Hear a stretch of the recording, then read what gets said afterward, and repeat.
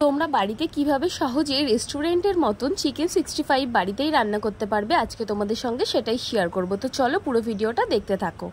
আমি তোমাদের সঙ্গে শেয়ার করছি আমি কিভাবে করি। প্রথমে আমি এখানে ক্যাপসিকাম কেটে নিয়েছি 3 রকমের কালারের, আর পেঁয়াজ আর কাঁচা লঙ্কা সবগুলোকে আমি একই সাইজের করে কেটে নিয়েছি। এরপরে আমি এখানটায় নিয়েছি 600 গ্রাম মাংস। 600 গ্রাম মাংসের মধ্যে আমি প্রথমে দিয়ে দিয়েছি ময়দা, এরপরে এর মধ্যে দিয়ে দিচ্ছি 2টো ডিম। 600 গ্রাম মাংসের জন্য 2টো ডিমই ঠিক আছে। এবার আমি এর মধ্যে দিয়ে দেব পরিমাণ মতো লবণ এবং পরিমাণ মতো হলুদ। লবণ হলুদ দেওয়ার পরে আমি একটুখানি চিনিও দেবো যাতে স্বাদটা একদম ব্যালেন্স হয়, যাতে এদিক ওদিকে না হয়। তোমরাও চাইলে একটুখানি চিনি দিতে পারো, যদি না খাও তাহলে স্কিপ করতে পারো। এরপরে আমি এখানে আদা, পেঁয়াজ, রসুন আর শুকনো লঙ্কার একটা পেস্ট দিলাম 2 চামচ মতো। তোমরা চাইলে গুঁড়ো মশলাও ব্যবহার করতে পারো। এরপরে একটু গোলমরিচ আর একটু গরম মশলা দিয়ে ভালো করে এটাকে একসঙ্গে মিশিয়ে নেব।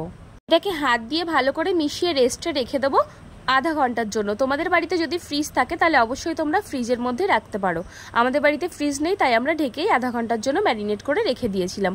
এরপর কড়াইয়ের মধ্যে তেল দিয়ে আমি মাংসগুলোকে এপিট ওপিট করে ভালো করে পকোড়ার মতো করে ভেজে তুলে নেব। এখানে মাংসগুলো দিয়ে দিলাম। যতটা পরিমাণ ফাঁকা ফাঁকা করে দেওয়া যায় ততটা পরিমাণ দেওয়াই ভালো। বেশি গায়ে গায়ে লেগে গেলে আবার এর সঙ্গে একটা লেগে যাবে আর ওল্টাতেও অসুবিধা হবে। তো দেখতে পাচ্ছ আমি যেইভাবে দিয়েছি তোমরা অবশ্যই এইভাবে দেওয়ারই ট্রাই করবে। আর এই রেসিপিটা সবার প্রথমে আমাকে আমার বোন করে খাওয়ায়। ও জানি না ইউটিউব না ফেসবুক থেকে ভিডিওটা দেখেছিল, দেখে আমাকে করে খাইয়েছিল। তারপর থেকে তো আমি একদম এর ফিদা হয়ে গেছি। আর ফ্রাইড রাইসের সঙ্গে এর কম্বিনেশনটা জাস্ট দারুণ লাগে। বাড়িতে কোনোদিনও ফ্রাইড রাইসের সঙ্গে এটা করে থাকো তাহলে অবশ্যই আমাকে কমেন্ট করে জানিও যে কেমন লাগছে। জাস্ট এর টেস্টটা অসাধারণ হয়। তো মাঝে মধ্যে আমি এটাকে একটুখানি ঢেকে দিচ্ছি যাতে ভেতর থেকে কাঁচা না থাকে আর মশলার ফ্লেভারটাও ভেতরে ভালোভাবে ঢুকে যায়। তো আমাদের এই যে হয়ে গেছে পকোড়াটা ভাজা, এখন এটাকে তুলে নেব। আমরা একটুখানি ঠান্ডাই করে রাখবো, কারণ আমার যেহেতু এখানে 600 গ্রাম চিকেন আছে। তো তোমরা জানো একবারে ভাজা হবে না, আমি অবশ্যই আরেকবার ভাজবো। তো এই যে তুলে নিয়েছি, এখন আমি আরেকবার এটাকে ভালো করে ভেজে নেব। আর একবার আমি মাংসটাকে এইভাবে ঠিক ছড়িয়ে ছড়িয়ে দেওয়ার চেষ্টা করছি যাতে একটার সঙ্গে একটা একদম গায়ে না লাগে। অবশ্যই তোমরা এই টিপসটা মেনে চলবে, একটার সঙ্গে যেন আরেকটা গায়ে লেগে লেগে না যায়। তো এই যে হয়ে গেছে চিকেন পকোড়াটা আমরা ভেজে নিয়েছি। এখন কড়াইয়ের মধ্যে যেই তেলটা ছিল ওই তেলের মধ্যে প্রথমে দিয়ে দিলাম তেজপাতা, তারপরে একটুখানি দিয়ে দিলাম জিরে আর দিয়ে দিলাম শুকনো লঙ্কা। এবার এটাকে একটুখানি ভেজে নেওয়ার পরে এর মধ্যে দিয়ে দেবো কুচনো যেই পেঁয়াজটা বড় বড় করে কেটে রেখেছিলাম সেই পেঁয়াজটা দেওয়ার পরে এটাকে একটুখানি টস করে নেব, বেশি একদম করব না। আর এই সময় না গ্যাসের ফ্লেমটা একদম হাই থাকবে, একদম লো রাখা যাবে না। লো রাখলে এটা একদম নরম হয়ে যাবে। ঠিক যেইভাবে দেখাচ্ছি তোমরা অবশ্যই এইভাবে করার চেষ্টা করো। এবার এর মধ্যে প্রথমে আমি গ্রিন ক্যাপসিকাম দিয়ে দিলাম, এরপরে ইয়েলো ক্যাপসিকাম, এরপরে একে একে রেড ক্যাপসিকামগুলো দিয়ে দিলাম। এবার এর মধ্যে যে কাঁচা লঙ্কাগুলো চিড়ে রেখেছিলাম সেই কাঁচা লঙ্কাগুলো এর মধ্যে দিয়ে দেবো। সবগুলোকে একসঙ্গে ভালো করে মিশিয়ে নেব যাতে সবগুলো একসঙ্গে মিশে যায়। সবগুলোকে আমি প্রায় 5 মিনিট মতো ভালো করে নাড়িয়ে চাড়িয়ে নেব এবং একটুখানি টস করে নেব।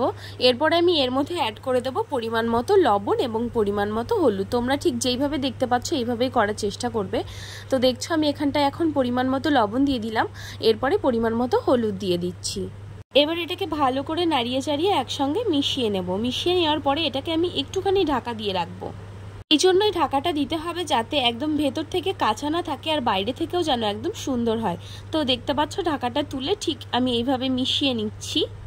5 মিনিট মতো পুরো ঢাকা দিয়ে এই সব কিছু দিয়ে মোট 5 মিনিট মতো লাগবে। এরপর আমি একে একে এর মধ্যে আগে থেকে যে চিকেন পকোড়াগুলো ভেজে রেখেছিলাম এগুলো দিয়ে দিচ্ছি। আর জানো তো এই পকোড়াগুলো না এমনি খেতেও অসাধারণ লাগে।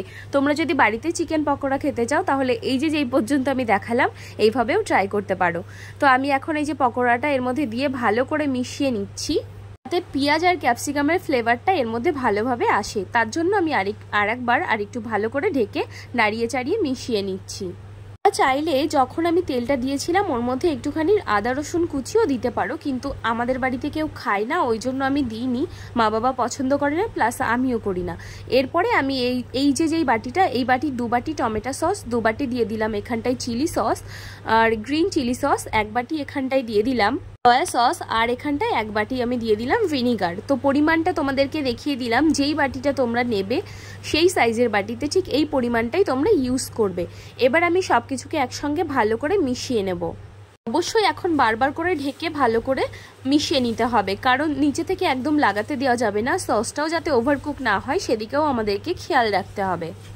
একটা জিনিস কি জানো তো, চিকেন 65 আর চিলি চিকেন অনেকটা সেম ধরনেরই রান্না, বাট চিলি চিকেনের মধ্যে কি হয়, একটুখানি ময়দা গরম জলের মধ্যে দিয়ে ওটাকে এর মধ্যে দিয়ে দিলে এটা এখন জাস্ট চিলি চিকেন হয়ে যাবে।